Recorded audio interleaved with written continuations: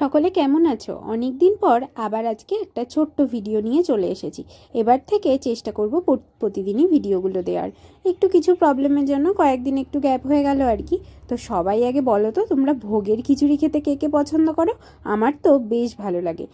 কালকে ছিল ভীম একাদশী। এটা অনেকের বাড়িতেই হয়তো পালন করা হয়, যেটাকে চলতি ভাষায় বলে ভীম একাদশী আর কি। তার পালনের জন্য মা আজকে সবজি দিয়ে, অনেক রকম সবজি দিয়ে বানিয়েছিল খিচুড়ি। আর এটা এত টেস্টি হয়েছিল, যেহেতু ভোগ দেবে, আর ভোগের খিচুড়ি মানেই তো অসাধারণ টেস্ট হয়। আর সেটা কলা পাতায় করে দিয়েছিল, আর করেছিল চালের গুঁড়োর পায়েস। এই চালের গুঁড়োর পায়েসটা হয়তো অনেকে তোমরা শোনোনি, কিন্তু এটা খেতে কিন্তু দুর্দান্ত লাগে। এটা খেজুরের গুড় দিয়ে বানানো। তোমরা যদি রেসিপি জানতে চাও অবশ্যই আমাকে কমেন্ট বক্সে জানিও। আর তারপর চলে গিয়েছিলাম আজকে একটু নিমন্ত্রণ খেতে। এখানেও এসে দেখি খিচুড়ি আর লাবড়া, জমিয়ে পেট পুজোটা কিন্তু করে নিলাম।